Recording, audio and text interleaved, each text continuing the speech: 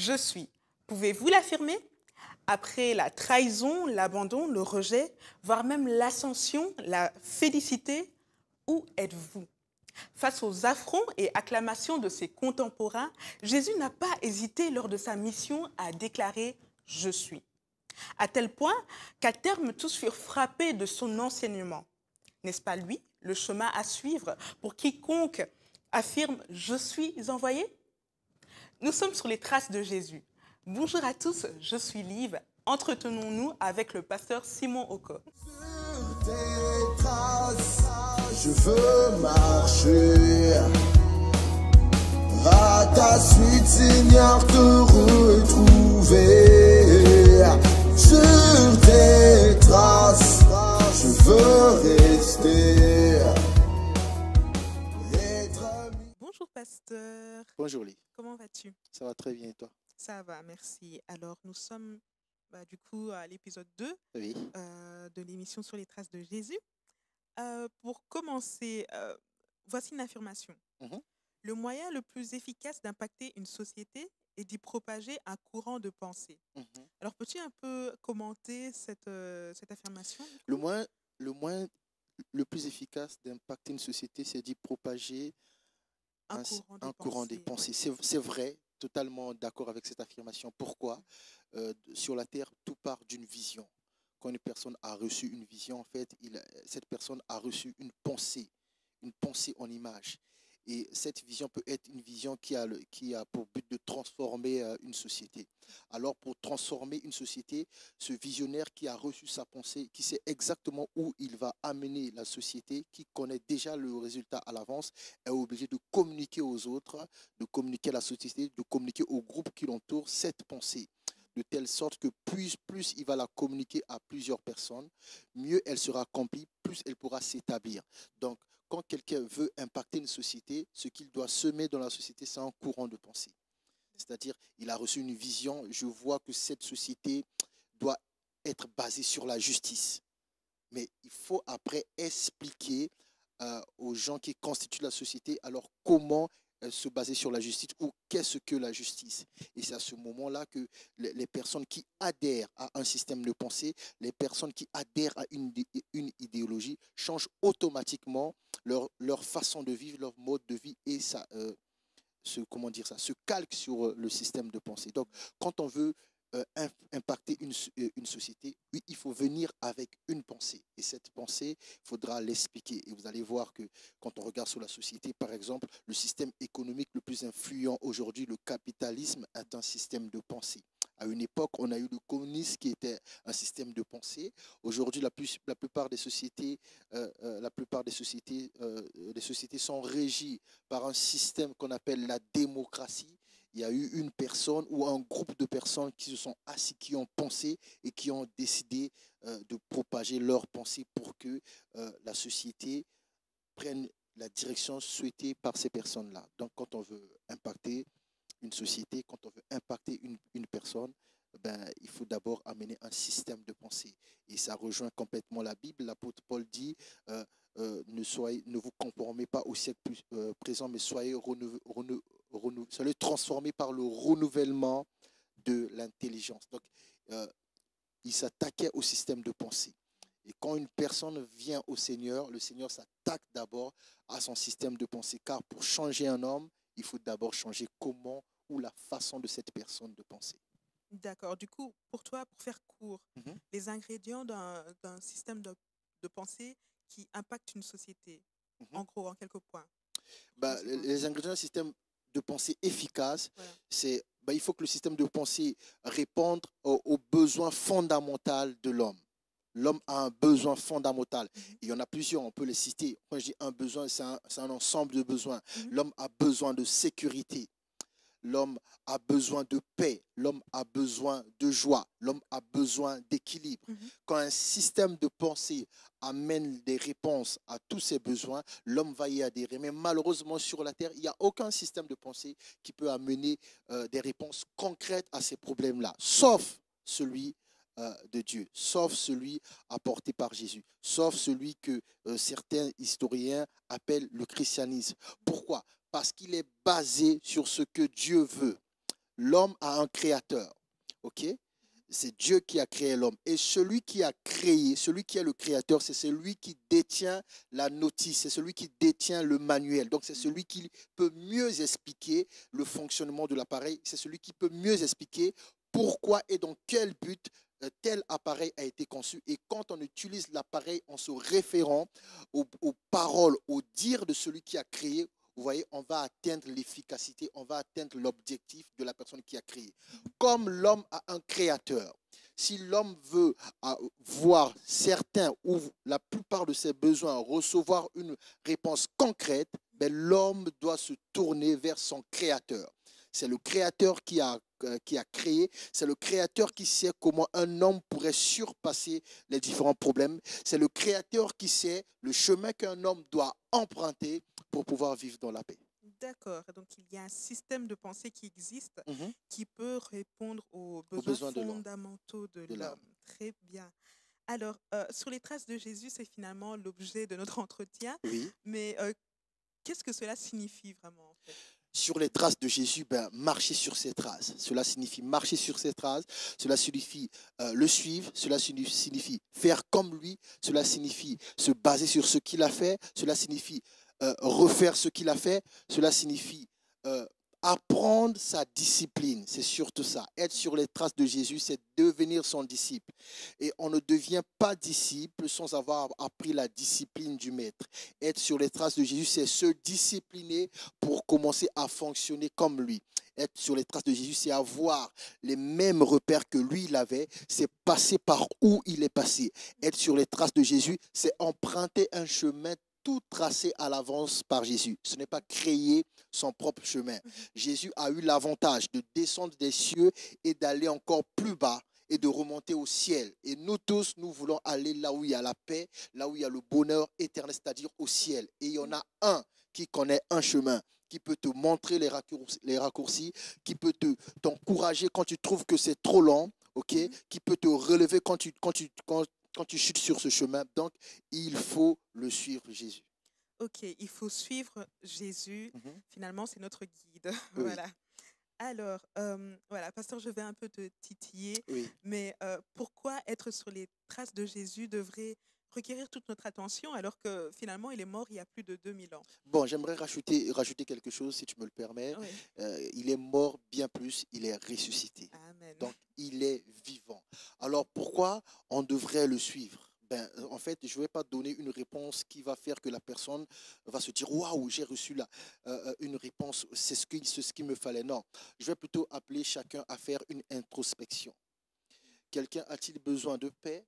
Quelqu'un a-t-il besoin de bonheur? Quelqu'un a-t-il besoin de guérison? Quelqu'un a-t-il besoin de vivre la vie éternelle? Quelqu'un a-t-il besoin d'être toujours dans la joie? Si nous avons ces besoins-là, il y a un homme sur la terre qui a vécu sur la terre et qui a été capable, lui, de vivre en connaissant toutes ces choses. Et cet homme, il avait un but ultime, celui d'aller délivrer plusieurs. Pourquoi? Pour que ces gens-là puissent marcher à sa suite et vivre la même vie. Alors pourquoi devrions-nous aujourd'hui suivre Jésus? Ben, Jésus a la réponse à tout. Je dis bien à tout. Vous voyez, on a beau chercher, les hommes ont beau chercher, mais ils sont toujours limités. Pourquoi? Parce que, comme je l'ai dit précédemment, ils n'ont pas créé l'homme. Ils ont étudié l'homme. Ok. L'homme a étudié l'homme, mais l'homme n'a pas créé l'homme. Un ophtalmologue a étudié l'œil. Il n'a pas créé l'œil. Un dentiste a étudié la dent. Il n'a pas créé la dent. Okay? Donc, l'homme étudie l'homme, mais l'homme n'a pas créé l'homme. Donc, il faudrait se fier à celui qui a créé l'homme. On pourrait dire, oui, est-ce que ce que Jésus dit est encore actuel? Oui, parce qu'il est la vérité. Il n'était pas la vérité, il ne sera pas la vérité, il est la vérité. Ok. Et la Bible dit, il était au commencement. Donc, c'est-à-dire, tout ce que nous sommes en train de vivre, Jésus le sait. Okay? Et il y a un homme qui a vécu avant nous qui a dit, il n'y a rien de nouveau sous le soleil, Salomon. Il dit, il n'y a rien de nouveau sous le soleil. Ça signifie, si lui, un homme comme nous, dit qu'il n'y a rien de nouveau sous le soleil, ben, imaginez un peu celui qui est éternel. Donc, il faut vraiment se fier à lui. Il ne faut pas dire, ah, il est mort et il est parti. Non, il est mort et ressuscité. Quelqu'un pourrait dire, mais on ne le voit pas. Son esprit est présent. Vous voyez, le plus important chez un homme, c'est son esprit. Un corps dépourvu d'esprit ne servira à rien. Donc, le plus important dans l'être, c'est un esprit. Et c'est son esprit plutôt. Et Jésus a fait cette prière qui a permis que sur la terre, il y a l'esprit de Jésus, qu'on appelle le Saint-Esprit. Le Saint-Esprit est celui-là même qui faisait la joie de Dieu quand Dieu créait la terre. C'est par lui que Dieu crée. Donc, comme il est sur la terre, en se fiant à Jésus, nous avons la possibilité d'être guidés par l'Esprit qui connaît même les profondeurs de Dieu. Et comme j'ai dit précédemment, l'homme n'a pas créé l'homme, mais l'homme étudie l'homme. Or, Dieu a créé l'homme. Or, si nous référons maintenant à l'Esprit de Dieu, qui connaît même les profondeurs de Dieu, alors nous pourrons mener la véritable vie qui est à notre portée. Mais en se fiant bien sûr à Jésus. Tout cela, la clé c'est Jésus. Sans passer par Jésus, on ne peut pas accéder à tout ce que je viens de décrire. Très bien, très bien. D'accord. Voici alors une autre affirmation. Oui. Vérité qu'il est, il deviendra notre réalité. Oui. Alors, nous attendons ton commentaire, pasteur. Vérité qu'il est, il deviendra notre réalité. Parce que la réalité de tout un chacun n'est pas la vérité. D'accord. Vous comprenez? On peut vivre des choses réelles. Oui. Mais est-ce que c'est ta vérité? Parce que vivre une chose ne veut pas dire qu'on a été appelé à se cantonner à cette chose. Jésus est la vérité dans le sens où lui, il connaît ce que Dieu veut.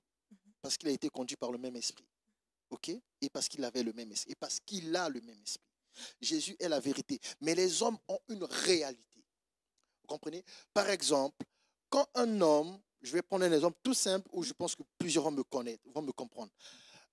Quand un homme est pauvre et qui n'a pas un travail et qui n'a pas un revenu, ne cherche-t-il pas un travail? Si. Mais le fait qu'il soit pauvre, c'est sa réalité. C'est ça. Mais ce n'est pas sa vérité. Si c'était sa vérité, il ne cherchera pas un travail. S'il cherche un travail, c'est parce qu'il sait qu'en ayant un travail ou une activité économique qui produit de la richesse, il ne sera plus pauvre. Ça signifie que sa réalité actuelle, celle de pauvreté, n'est pas sa vérité. Donc, pour qu'il accède à sa vérité, il faut qu'il soit en mouvement. Il faut qu'il ait une activité. Il faut qu'il fasse une activité. Et Jésus, lui, il a fait cette activité qu'on appelle l'œuvre de la croix. À la croix, il est mort. 3 jours après, il est ressuscité afin que nous ayons la vie en abondance comme il avait annoncé. Il a annoncé que nous aurons la vie en abondance et il est parti accomplir l'œuvre de Dieu à la croix pour que cette vie devienne effective. Mais au moment où il annonce que nous aurons la vie éternelle, quelle était notre réalité? C'était la pauvreté. Mais maintenant qu'il a accompli l'œuvre, celui qui fait l'activité de croire à l'œuvre et de le suivre, sa vérité, sa réalité va devenir la vérité de Jésus. Okay? Donc, en gros, c'est un peu ça. Quand quelqu'un est chômeur, ce n'est pas sa vérité. C'est sa réalité.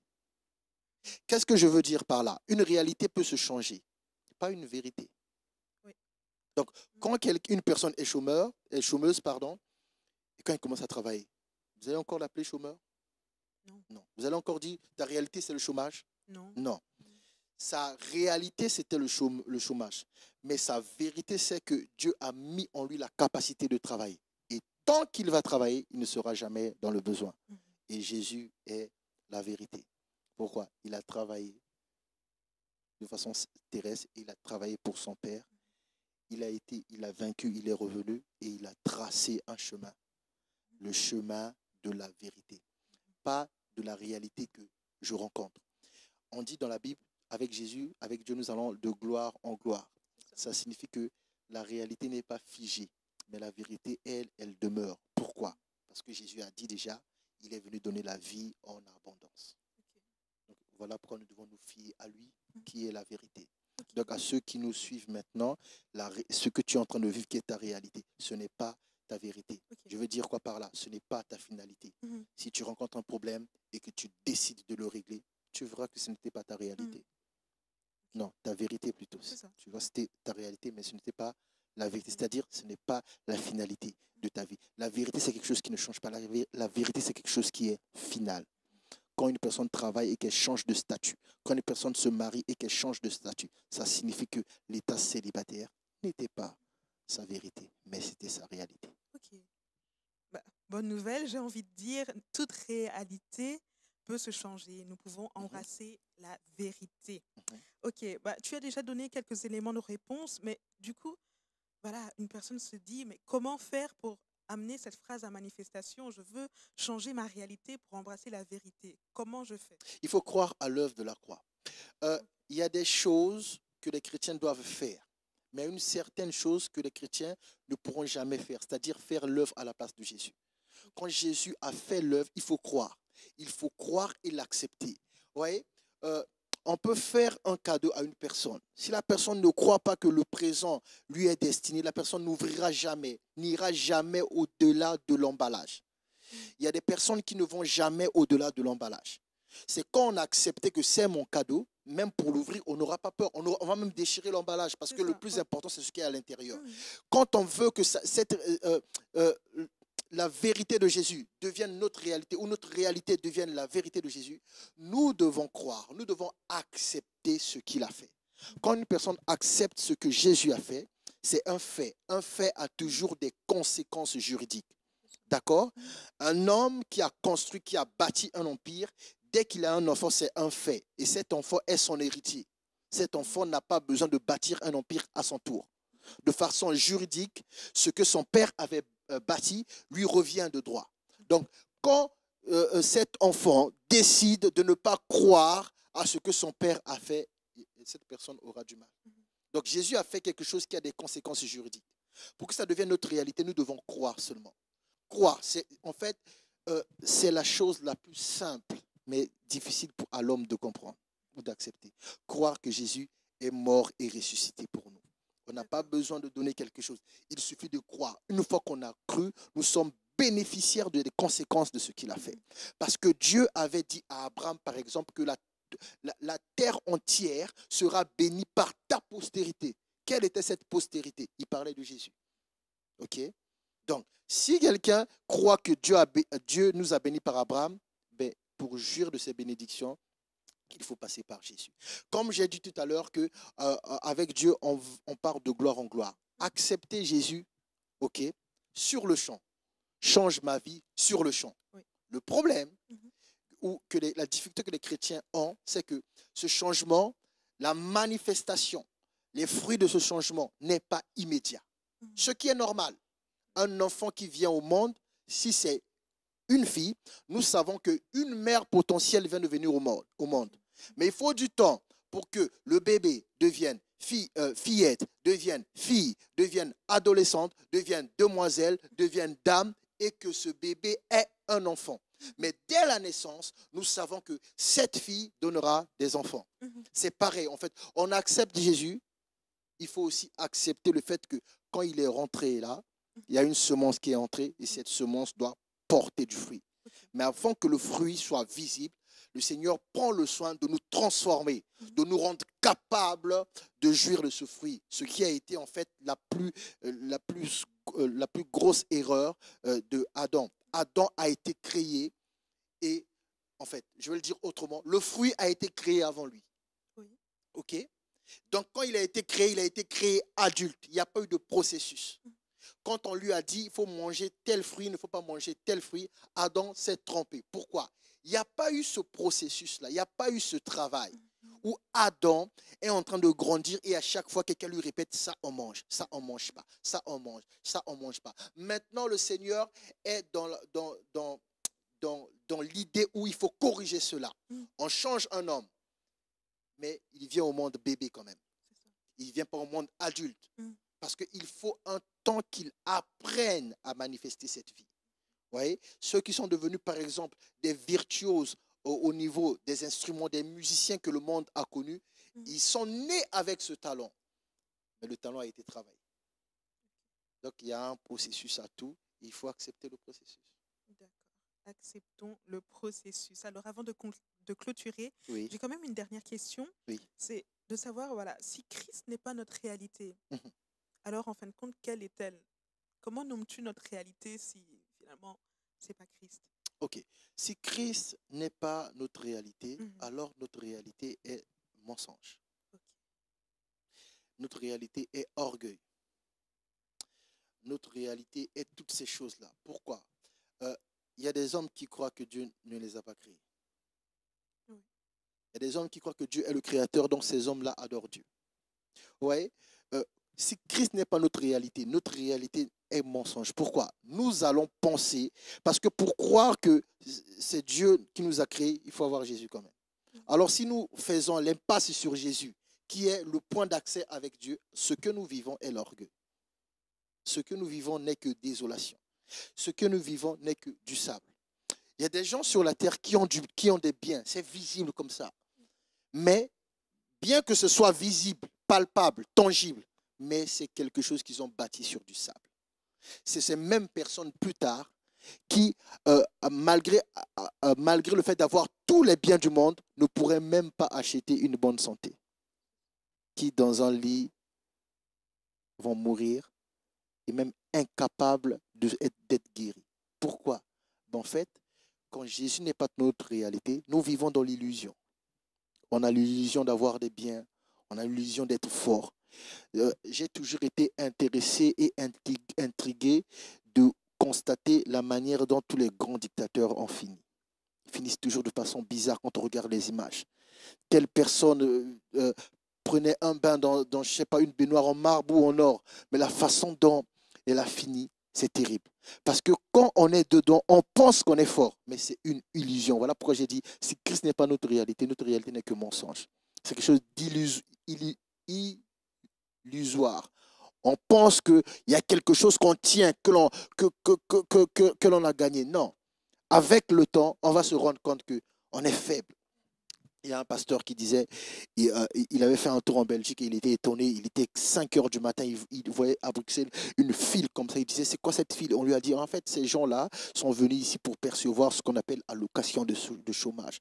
Et puis il a demandé, c'est quoi? On a commencé à lui expliquer. Et en regardant la file, il a aperçu et il a reconnu un ancien dignitaire de son pays. Il a dit, waouh, c'est inquiétant. Il a dit vraiment, la vie n'est rien sans Dieu. Il a dit, ce monsieur que vous voyez là, il changeait de Mercedes en fonction de la couleur de son costume quand il était au pouvoir. Si aujourd'hui c'est costume noir, Mercedes noir. Si demain c'est costume vert, Mercedes vert. Si c'est costume blanc, Mercedes blanc. Plusieurs années plus tard, quand l'illusion s'est dissipée autour de lui, il a été résolu à faire comme tout le monde en Belgique, qui n'est même pas son pays d'origine, à aller toucher l'allocation du chômage. Donc quand Jésus n'est pas notre réalité, nous vivons dans l'illusion. Voilà pourquoi il est important que les hommes puissent sortir de l'illusion. Il est important qu'un voile se déchire. Le voile se déchire sur leurs yeux, devant leurs yeux, et qu'ils se rendent compte que, ok, il y a une vie meilleure au-delà de ça. Je peux jouir sur la terre de cette vie, mais pendant que je suis sur la terre, vaut mieux pour moi que je sois connecté à Dieu et à Jésus, de telle sorte qu'après cette vie-là, ou pendant cette vie, l'illusion se dissipe sur mes yeux et j'entre dans la réalité, celle que Jésus a prévu pour nous tous. Ok, très bien. Si Christ n'est pas notre réalité, bah, finalement, tout n'est que Illusion. mirage ou Voilà. illusion. Oui. Et parfois, ce n'est une question de temps avant de s'en rendre compte. Bah, merci beaucoup, pasteur, pour tous ces points de réflexion. Merci à toi. Et nous nous retrouvons alors pour le prochain épisode. À bientôt. À bientôt, merci. Sur tes traces, je veux marcher. À ta suite, Seigneur, te retrouver.